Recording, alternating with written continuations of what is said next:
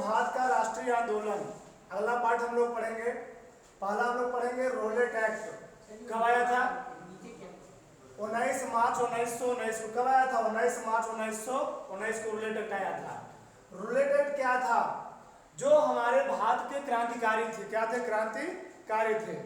क्रांतिकारी कहीं भी आंदोलन करते थे, स्वराज की मांग के लिए, स्वदेश की मांग के लिए कहीं भी आंदोलन करते थे, तो जो अंग्रेज लोग होते थे उन क्रांतिकारियों को पकड़ करके बिना कुछ मुकदमा के ही, बिना कुछ कमी के ही उनको क्या करते थे? जेल में बंद कर देते थे। कौन? अंग्रेज लोग। तो जो रोलेट एक्ट था, रोलेट एक्ट क्या था? क्रांतिकारी राष्ट्रवादी भावनाओं को कुचलने के लिए, क्रांतिकारी राष्ट्रवादी भावनाओं को कुचलने के लिए क्या आया था? रोलेट एक्ट आया था। कब आया था? 19 मार्च 1919 को। फिर जो भी क्रांतिकारी कहीं भी पार्टिसिपेट करते थे, कहीं भी भाषण देते थे, स्पीच देते थे, तो क्या करते थे? अंग्रेज लोग उनको पकड़ करके तुरंत उनको जेल बंद कर देते थे। यही था रोलेट एक्ट। तो क्रांतिकारी राष्ट्रवादी भावनाओं को कुचलने के लिए क्या आया था? रोलेट एक्ट आया था। फिर अंग्रेजी सरकार जिसको चाहे जब बिना मुकदमा चलाए जेल बंद कर देती थी। मतलब कहीं भी कोई भी कहीं स्पीच दे रहा है, ठीक, उसको बिना कुछ कमी के ही पकड़े और पकड़ के जेल बंद कर देते थे। ठीक, तो ये क्रांतिकारियों को अच्छा नहीं लगा, भारतीयों को अच्छा नहीं लगा। ठीक, तो अंग्रेजी सरकार जिसको चाहे जब बिना मुकदमा चलाए जेल बंद कर देती थी। तो गांधी जी ने इस एक्ट को, रोलेट एक्ट को क्या कहा था? काला कानून कहा था। पूछा जाता है कि रोलेट एक्ट को काला कानून किसने कहा था? तो रोलेट एक्ट को काला कानून गांधी जी ने कहा था, महात्मा गांधी जी ने कहा था।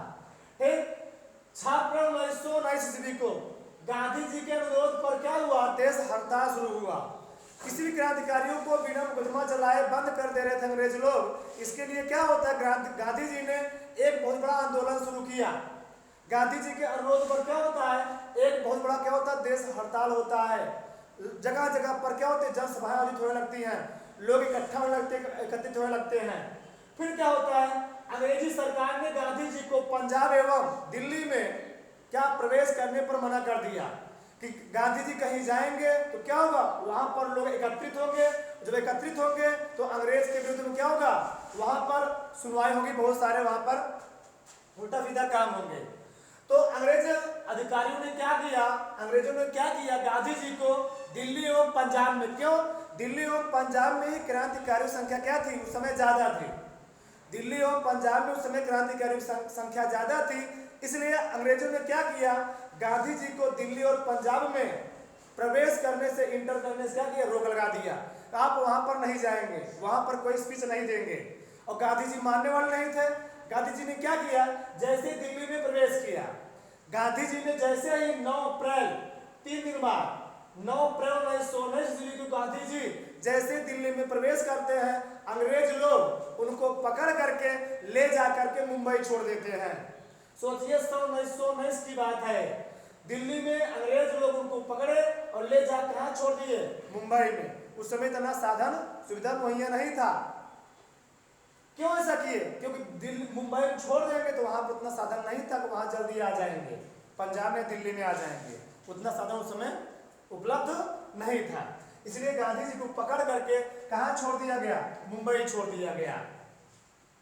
ठीक, अब क्या होता है? इसके विरोध में, रोलेट एक्ट के विरोध में, रोलेट एक्ट के विरोध में किसी क्रांतिकारियों को बिना मुकदमा चलाए बंद कर दिया जा रहा था।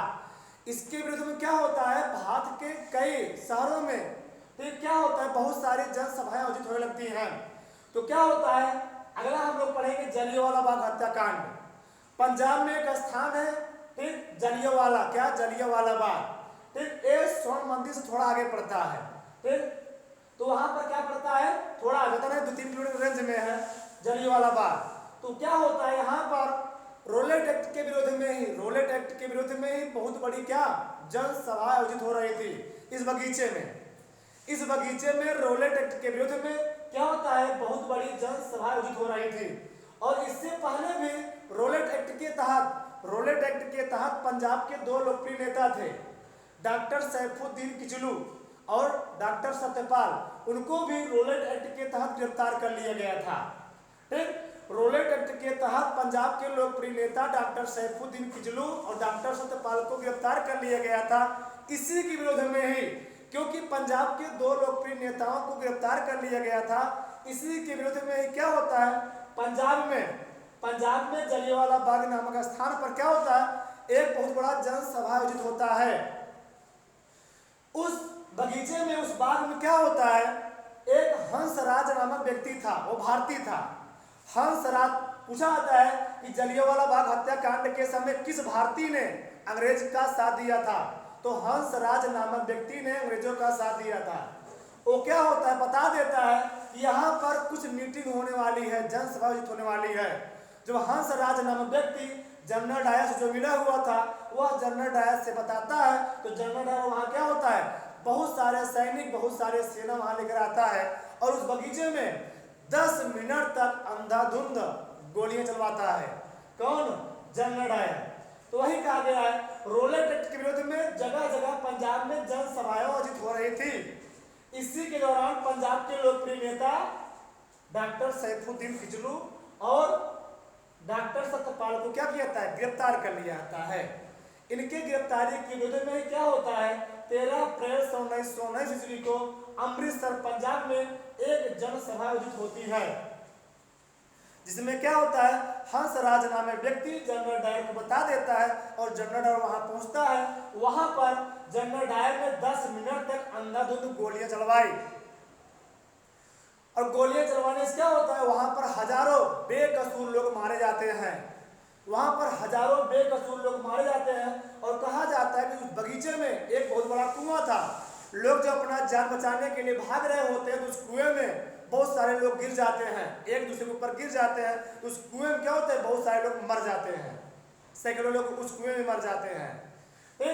तो ये था जलियांवाला बाग हत्याकांड। फिर उधम सिंह भी उस समय वहां पर मौजूद थे, बहुत छोटे थे, अपने माँ बाप के साथ गए हुए थे। तो उधम सिंह ने जब देखा उस कांड को, वो क्या होते हैं, बहुत ही हतप्रभ आते हैं, बहुत ही दुखी होते हैं और वहां पर उस जमीन की मिट्टी को उठा करके कसम खाते हैं कि इस अधिकारी को मैं एक न एक दिन, किसी दिन मारूंगा जरूर, किसको, जनरल डायर को।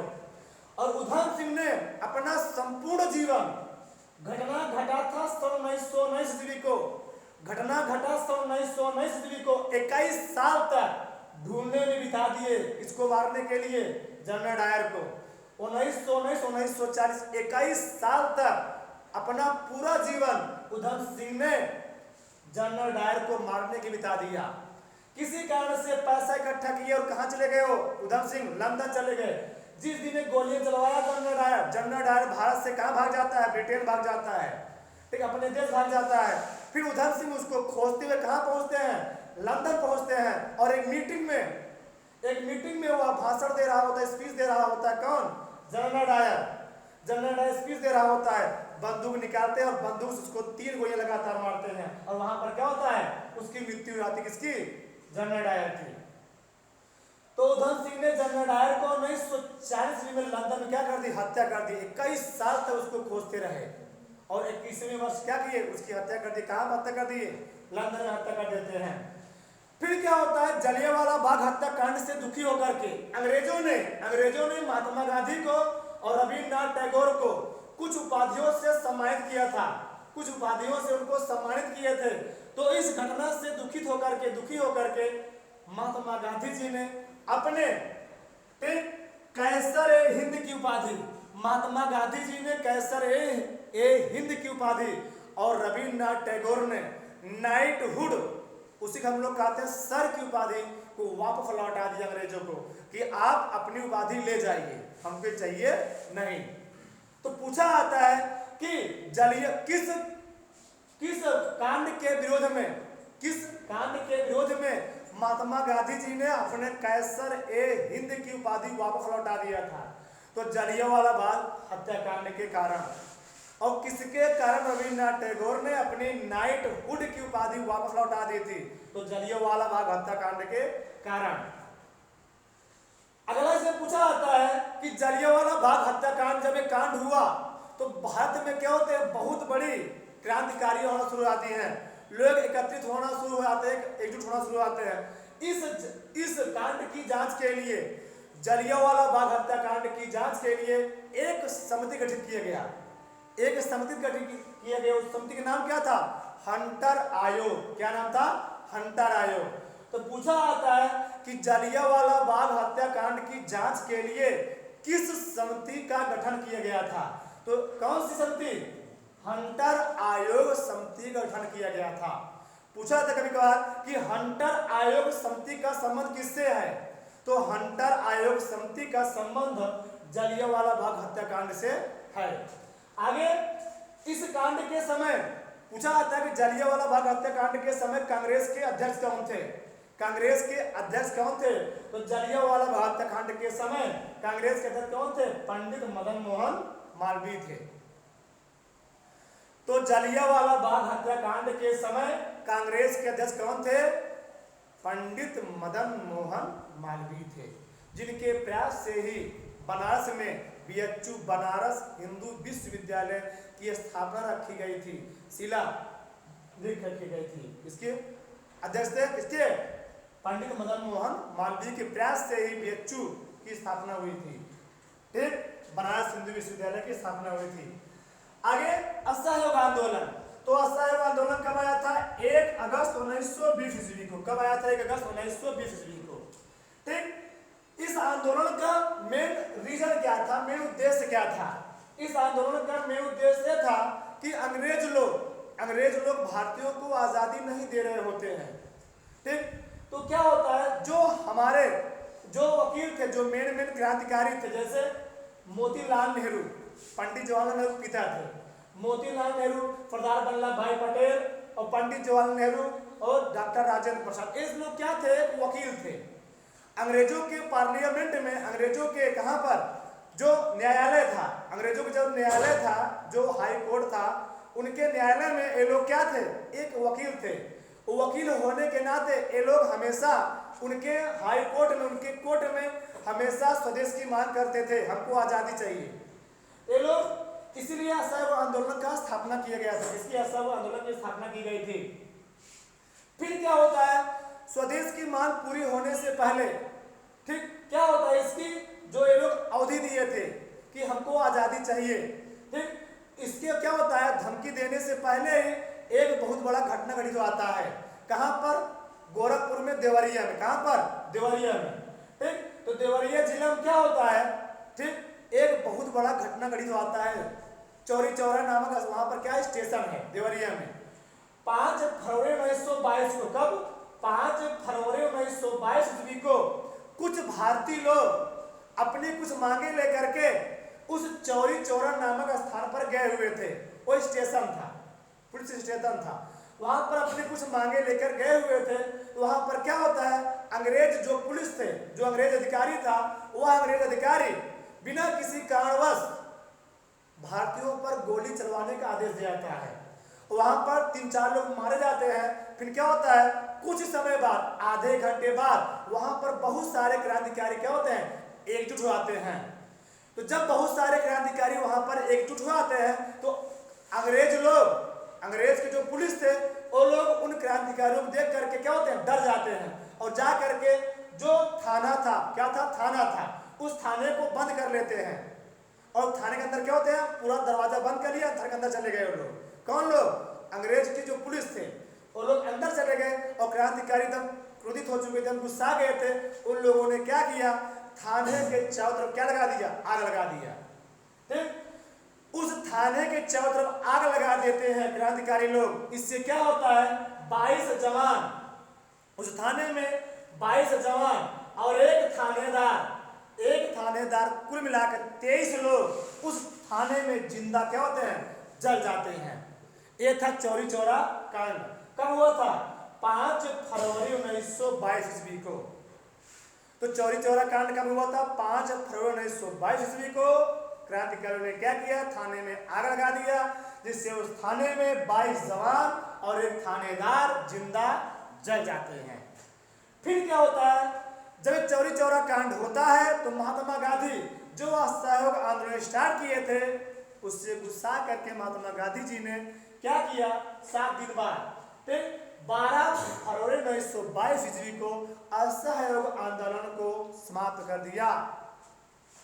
ठीक, असहयोग आंदोलन को वापस ले लिया कि ये आंदोलन चलेगा नहीं, समाप्त हो गया आंदोलन। तो पूछा जाता है कि असहयोग आंदोलन को महात्मा गांधी जी ने कब समाप्त किया था? तो 12 फरवरी 1922 ईस्वी को महात्मा गांधी जी ने असहयोग आंदोलन को समाप्त कर दिया। फिर क्या होता है? 13 मार्च, ठीक, 13 मार्च अगले महीने 13 मार्च को 1922 ईस्वी को महात्मा गांधी जी क्या किया था? गिरफ्तार कर लिया जाता है। गिरफ्तार कर क्या किया था? इनको जेल में बंद कर दिया था। किसको? महात्मा गांधी जी को। ठीक, आगे पूछा जाता है असहयोग आंदोलन के समय ही हम लोग जानते हैं, इसी के समय ही होम रूल लीग की स्थापना की गई थी। ठीक, अब जो पूछा जाता है कि होम रूल लीग की स्थापना किसने किया था? तो श्रीमती एनी बेसेंट और बाल गंगाधर तिलक ने। हम लोग जानते हैं सूरत अधिवेशन कब हुआ था? सन 1907 में। सूरत अधिवेशन कब हुआ था? 1907 ईस्वी में। 1907 ईस्वी में उस सूरत अधिवेशन में गर्मपंथी नेता और नरमपंथी नेता, गर्म दल के नेता और नरम दल के नेता क्या हो गए थे? क्या हो गए थे? वे लोग अलग हो गए थे। वो लोग क्या हो गए थे? अलग हो गए थे सूरत अधिवेशन में। उन लोगों को, गर्म दल के नेताओं को, नरम दल के नेताओं को श्रीमती एनी बेसेंट और बाल गंगाधर तिलक ने लखनऊ अधिवेशन में एकजुट करने का प्रयास किया। तो लखनऊ अधिवेशन में दोनों दल के नेता, गर्म दल के नेता और नरम दल के नेता क्या होते हैं? वो दोनों लोग क्या होते हैं? मिल जाते हैं। तो पूछा जाता है कि नरम दल के नेता और गर्म दल के नेता, दोनों दलों के नेताओं को किसने मिलाने का प्रयास किया था? किसने एकजुट करने का प्रयास किया था? तो किसने किया था? बाल गंगाधर तिलक और श्रीमती एनी बेसेंट। इन के प्रयास से ही नरम दल के नेता और गर्म दल के नेता लखनऊ अधिवेशन क्या हुए थे? एकजुट हुए थे। सूरत अधिवेशन में दोनों लोग अलग हुए थे, लखनऊ अधिवेशन क्या हुए थे? एकजुट हुए थे। ठीक, तो होम रूल लीग की स्थापना किसने किया था? श्रीमती एनी बेसेंट और बाल गंगाधर तिलक ने। पूछा जाता है कि असहयोग आंदोलन के समय सबसे पहले किसको गिरफ्तार किया गया था? तो मोहम्मद अली जिन्ना को। मोहम्मद अली जिन्ना को असहयोग आंदोलन के समय सबसे पहले गिरफ्तार किया गया था। फिर क्या होता है? फिर आता है स्वराज पार्टी गठन। कब हुआ था? 1923 में। कब हुआ था? 1923 में। इस स्वराज पार्टी का मेन उद्देश्य क्या था? जो हमारे नेता थे, जो क्रांतिकारी थे, वो अंग्रेजों के पार्लियामेंट में हमेशा उनका प्रयास आता था कि हमको क्या मिले? आजादी मिले, स्वदेश आजादी मिले। इसके लिए ये लोग क्या करते थे? जो नेता थे, जो वो लोग पार्लियामेंट में हमेशा ही प्रयास करते थे। इसके लिए क्या होता थे? वो लोग पार्लियामेंट में बहुत सारे स्पीच अपना भाषण रखते थे।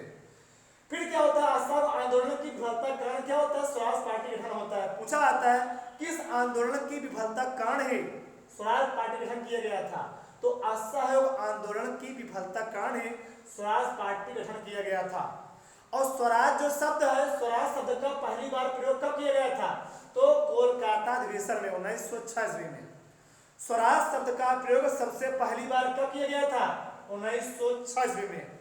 और स्वाधीनता, जो स्वाधीनता शब्द का प्रयोग है, सबसे पहले कब किया गया था? 1930 में। स्वराज शब्द का प्रयोग सबसे पहली बार 1906 ईस्वी में। और स्वाधीनता शब्द का प्रयोग सबसे पहली बार कब किया गया था? 1930 में।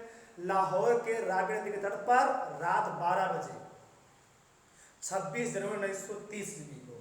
ठीक, आगे स्वराज शब्द का जन्मदाता किसको माना जाता है? स्वराज शब्द का जन्मदाता किसको माना जाता है? चित्तरंजन दास को माना जाता है। किसको? चित्तरंजन दास को माना जाता है। इसका उद्देश्य क्या था? इसका उद्देश्य था कि कांग्रेस के अंदर रह करके, उसी में रह करके, उसके पार्लियामेंट में रह करके क्या चुनाव में हिस्सा लेना था। क्या नाम था? चुनाव में हिस्सा लेंगे। और चुनाव में हिस्सा लेंगे तो हमारी वहां पर मांगे रखी जाएंगी। क्या रखी जाएंगी? पार्लियामेंट में हमारी मांगे रखी जाएंगी। फिर क्या होता है? इसी आंदोलन के तहत ही पटना के मेयर कौन बने? राजेंद्र प्रसाद। कौन बने? पटना मेयर कौन बनते हैं? राजेंद्र प्रसाद बनते हैं। और इलाहाबाद, जिसको हम लोग जानते हैं प्रयागराज, तो प्रयागराज के मेयर कौन बनते हैं? पंडित जवाहरलाल नेहरू बनते हैं। हम लोग जानते हैं प्रयागराज में बहुत सारे पंडित जवाहरलाल नेहरू क्या बने? स्वराज पार्टी जब गठन होता है, इस स्वराज पार्टी गठन के तहत ही पंडित जवाहरलाल नेहरू इलाहाबाद क्या बनते हैं, मेयर बनते हैं, और वहां पर बहुत सारा कब्जा करते हैं। कौन करते हैं? पंडित जवाहरलाल नेहरू। वहां पर मोतीलाल हॉस्पिटल है, मोतीलाल इंजीनियरिंग कॉलेज भी है, स्वरूप रानी हॉस्पिटल भी है, कमला नेहरू हॉस्पिटल भी है, बहुत सारे इलाहाबाद में इनके नाम पर है, नेहरू परिवार के नाम से आधा परिवार। ठीक, फिर क्या होता है, विधानसभा में स्वदेश की मांग की गई थी। ठीक, अंग्रेजों के पार्लियामेंट में ही क्या मांग किया गया था? जो स्वराज पार्टी का मेन टारगेट क्या था कि अंग्रेजों के उन्हीं के साथ रह करके उनके पार्लियामेंट में ही स्वदेश की मांग करना, उनके साथ रहेंगे, अपनी हम मांगे रखेंगे, वो लोग हमारी मांगे कभी न कभी पूरा करेंगे। तो इसका मेन टारगेट था किसका? स्वराज पार्टी गठन का। ठीक, तो विधानसभा में क्या किया गया था? स्वदेश की मांग की गई थी, हमको भी आजादी चाहिए।